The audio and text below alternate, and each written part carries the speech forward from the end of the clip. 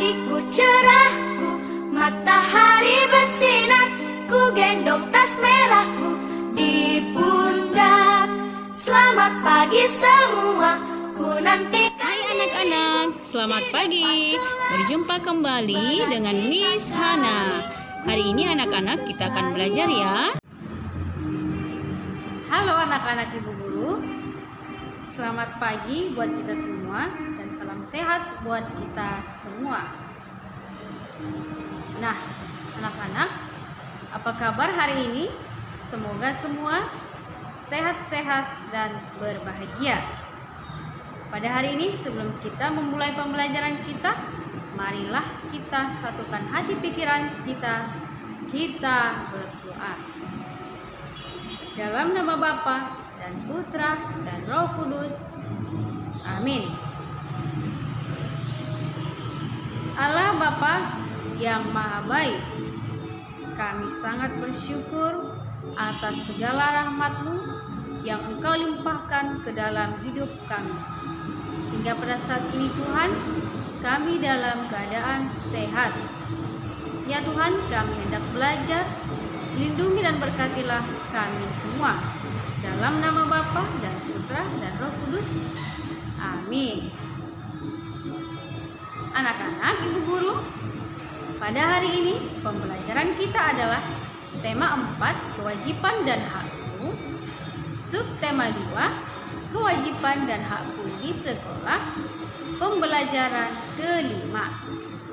Nah, pada hari ini anak-anak kita akan belajar dengan materi yaitu kewajiban dan hakku di sekolah, dan materi yang kedua adalah soal cerita tentang pengurangan dua bilangan yang hasilnya diketahui. Nah, anak-anak, pada pembelajaran sebelumnya kita sudah mempelajari tentang kewajiban dan hak. Tentu anak-anak masih ingat apa itu saja pengertian hak, apa itu contoh hak, apa itu pengertian kewajiban, dan apa itu contoh kewajiban. Maka di sini kita akan ulas kembali supaya anak-anak ibu guru lebih memahami.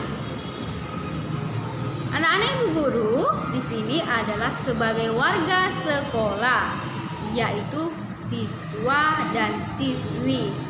Nah, apa sajakah kewajiban dan hakmu sebagai siswa? Nah, maka perhatikanlah buku penamu halaman 136, pena 3B.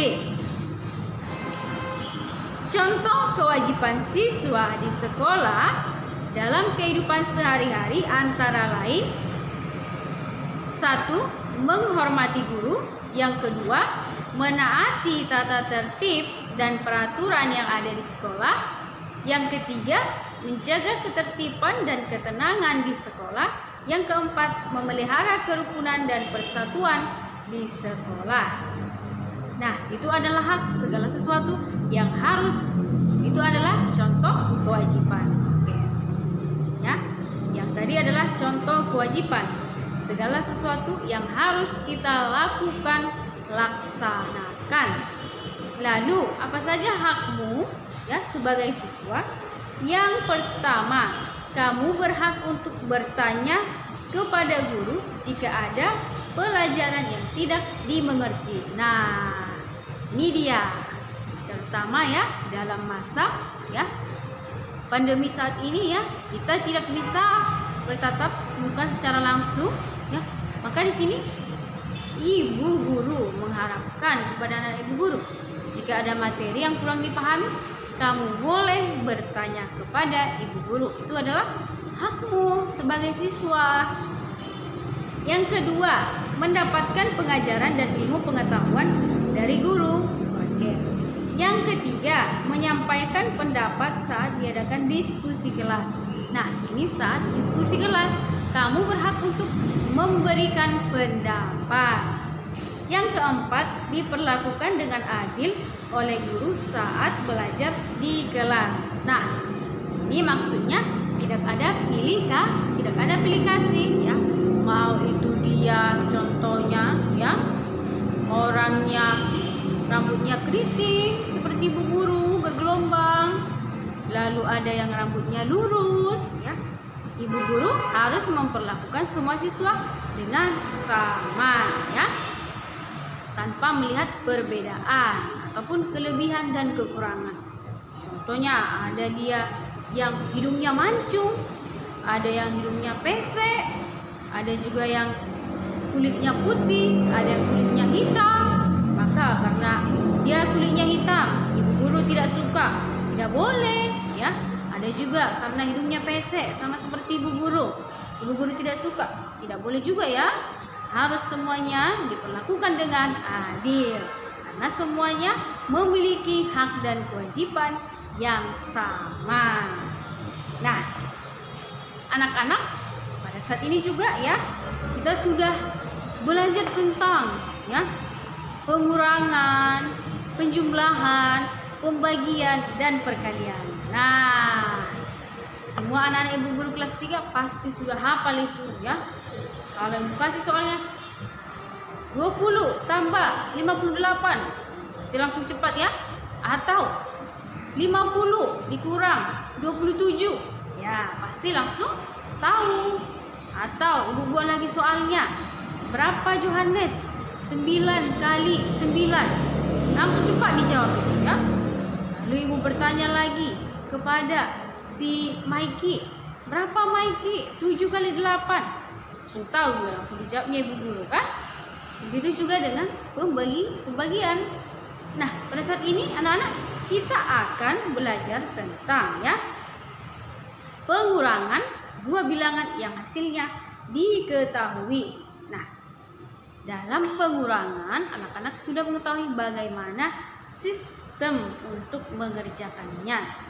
Ya, jika angka yang kita kurangkan itu dengan angka selanjutnya itu lebih besar, maka kita gunakan sistem pinjam. Nah, itu dia.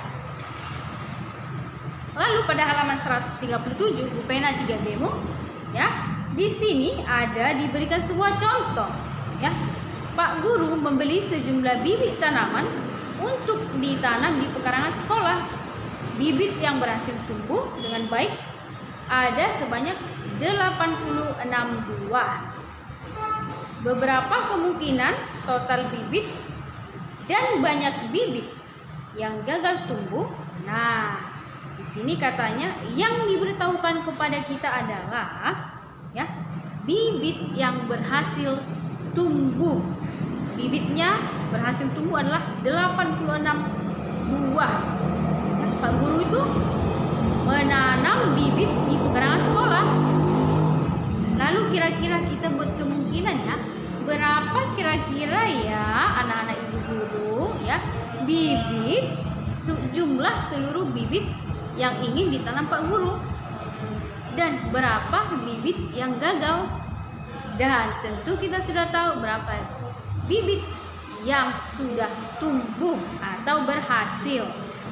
Nah, maka di sini contohnya dibuat. Di sini yang pertama, jumlah seluruh bibit ya dikurang bibit yang gagal tumbuh sama dengan bibit yang tumbuh. Itu adalah keterangan atau cara pengerjaannya. Kita perkirakan berapa jumlah seluruh bibit yang ingin ditanam Pak guru, lalu berapa bibit yang gagal tumbuh, dan berapa bibit yang sudah tumbuh. Nah, di sini jumlah seluruh bibit yang ingin ditanam Pak guru adalah 186. Bibit yang gagal tumbuh adalah 100, dan bibit yang tumbuh adalah 86. Nah, jika kita kurangkan 186 dikurang 100 sama dengan 86. Yang kedua, kemungkinan yang kedua, ini kita bisa buat anak-anak ibu guru banyak sekali kemungkinannya ya. Tidak hanya 5, bahkan 10. Jika anak-anak ibu guru mau berlatih, bisa kita buat 10 ya. Sesuai dengan keterangan atau panduan yang ada dalam soal kita.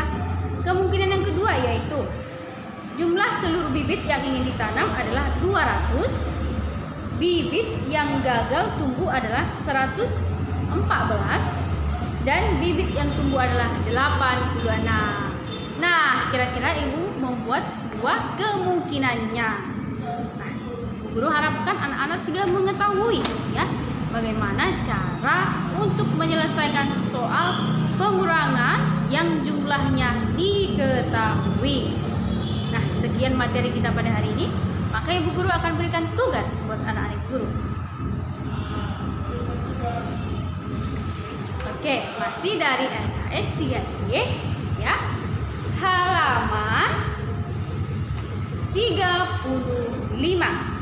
Kegiatan 2 dan 35 lanjutannya ada di 36 kegiatan 3 ya.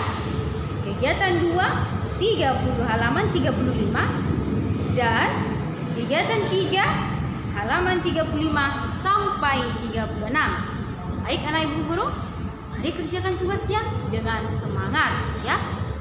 Oke, marilah kita tutup pembelajaran kita dengan berdoa. Dalam nama Bapa dan Putra, Roh Kudus. Amin. Dalam Bapa yang Maha Baik, kami sudah selesai belajar. Lindungi dan berkatilah kami semua.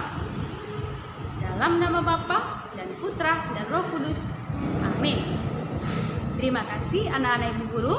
Masih tetap semangat menerima pembelajaran dari ibu guru. Jangan lupa jaga kesehatan serta kerjakan tugasnya dengan penuh semangat. Oke anak-anak ibu guru. Shalom.